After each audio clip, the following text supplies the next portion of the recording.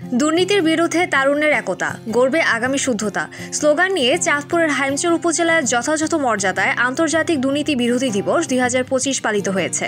দুর্নীতি দমন কমিশন দুদক চাঁদপুর জেলা কার্যালয়, উপজেলা প্রশাসন ও উপজেলা দুর্নীতি প্রতিরোধ কমিটির যৌথ উদ্যোগে মঙ্গলবার এই উপলক্ষে মানববন্ধন ও আলোচনা সভা অনুষ্ঠিত হয়।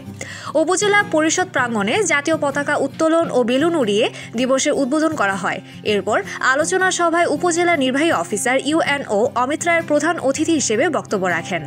ইউএনও অমিত রায় দুর্নীতি প্রতিরোধে তরুণ সমাজকে মূল চালিকা শক্তি হিসেবে কাজ করার আহ্বান জানিয়ে বলেন, আগামী শুদ্ধতা নিশ্চিত করতে হলে তারুণের ঐক্যবদ্ধ প্রচেষ্টার কোনো বিকল্প নেই। তিনি সমাজের সব স্তরের বিদ্যমান দুর্নীতি নির্মূল করতে সকলের চিন্তাভাবনা পরিবর্তন এবং সমষ্টিগতভাবে কাজ করার উপর জোর দেন। উপজেলা দুর্নীতি প্রতিরোধ কমিটির সভাপতি মানোয়ার হোসেন মোল্লার সভাপতিত্বে ও উপজেলা মাধ্যমিক শিক্ষা অফিসার মোস্তফা কামাল এবং উপজেলা দুর্নীতি প্রতিরোধ কমিটির সদস্য বশির আহমেদ মিয়ার যৌথ পরিচালনায় অনুষ্ঠিত এই সভায় বিভিন্ন দপ্তরের কর্মকর্তা, শিক্ষক ও বিপুল সংখ্যক শিক্ষার্থী সক্রিয়ভাবে অংশ নেন।